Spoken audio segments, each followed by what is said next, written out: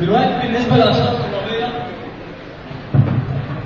الباشمهندس احمد عاطف برضه شكرهم فيها. الناس دي فعلا تعبت مع ناس غالي جدا. ما خدتش اي مقابل، مفيش بقى انا تقول لي بيسمعوا بره بياخدوا فلوس بتاع الكلام ده. لا، الناس دي لما بتخدم صح. بتعمل كل حاجه علشان الطلبه قبل عشان نفسهم.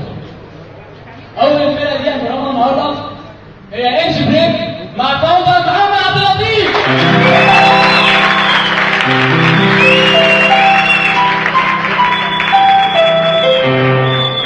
السلام عليكم. اول بشكر مساعدة على الكلام الجميل اللي قاله ده. انا محمد احمد عبد اللطيف، واحد من مؤسسين انش بريك في الاول. في واحد تاني معايا اسمه مصطفى انصار، دوت يعتبر الفاوندر الحقيقي لانش بريك. دوت مش معانا النهارده عشان هو عيان. احنا بنتمنى ان انتوا تدعوا له وربنا يشفيه ان شاء الله، ما تقولوش فيها حاجه. عايز اتكلم عن انج بريك الفكره وايه سر التسميه. يعني ايه انج بريك؟ يعني ايه انج بريك؟ انج بريك ده abbreviation for engineer break، يعني استراحه المهندس. ازاي؟ احنا واحنا دخلنا كليه هندسه احنا كنا متعودين في الثانويه العامه ان الامتحان في اخر السنه خالص، فالواحد بقى انا عن نفسي مثلا كنت بقعد طول السنه بلعب بخرج وبعمل واخر اجي 3 شهور واذاكر. جينا في هندسه بقى اول اسبوع مش عارف كويز، ثاني اسبوع بعديها مش عارف ميد ترم رياضه، طب اخرج من ميد ترم رياضه امتحان لاب. طب هنستريح امتى؟ نستريح امتى؟ مفيش وقت نعمل فيه انشطه، مفيش وقت نخرج فيه نلعب كده يعني.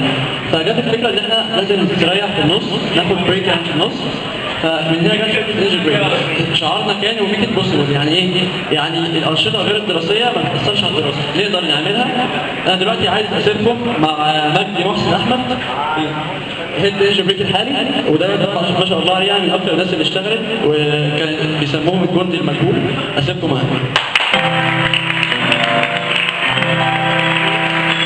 السلام عليكم شباب. طبعا في الاول احب اشكر كل تيم شبراء الخير على المجهود اللي هم عاملينه في التنظيم والايفنت الرائع اللي هم عاملينه النهارده، وان هم بيكرموا كل الانشطه الموجوده في الكليه. طبعا زي ما محمد ابو فتحي قال معاكم مجدي محسن احمد الهيد انج بريك الحالي. طبعا عشان ما اطولش عليكم انا هسيبكم مع فيديو نشاطاتنا والايفنتات اللي احنا عملناها خلال الفتره الدراسيه، وبعد كده اقول لكم الجديد بتاعنا هنعمل ايه.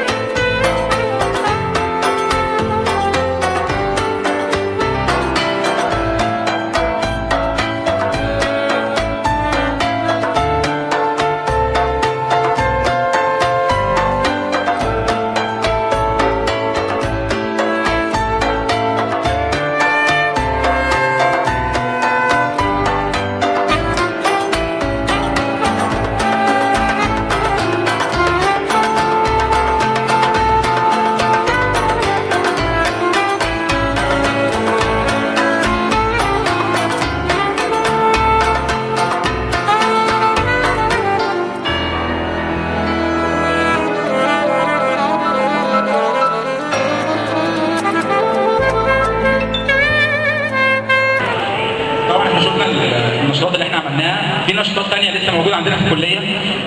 عندنا ستاند اب كوميدي كنا ناويين نعمله الترم ده ان شاء الله، بس للاسف ما اسعفناش الوقت، فيبقى هنعمله اول حاجه ان شاء الله في السنه الجديده. عندنا الحاجات اللي برضه السنه الجايه هيبقى في مجله ثانيه العدد الثاني بعد المجله اللي احنا عملناها الترم دوت. عندنا في عمره، رحله العمره الموجوده دلوقتي دي لسه شغالين عليها، دي هتطلع في شهر 6 ان شاء الله، في اول 7 اسف. طبعا الناس اللي عاوزه تشارك هتلاقي المعلومات كلها موجوده على البيج بتاعتنا. طبعا احنا مستمرين معاكم السنه الجايه ان شاء الله، يبقى عندنا ورك شوبس وعندنا حاجات كتير جدا السنه الجايه، مفاجآت للكل. اهم حاجه الناس اللي عاوزه تتابعنا تقدروا تتابعونا على البيج بتاعتنا على الفيس، مكتوبه دلوقتي المفروض البيج والجروب بتوعنا على الفيس. دول اهم حاجه هتقدروا توصلوا لنا وهتوصلوا لاخر الايفنتات وكل الشغل بتاعنا. اخر حاجه قبل ما اخلص احب اشكر كل الفريق اللي كان شغال معايا، كل واحد من الموجودين في الفريق بالهيلث بالممبرز اللي معايا كلهم، بجد ناس تعبت جدا ان هي توصل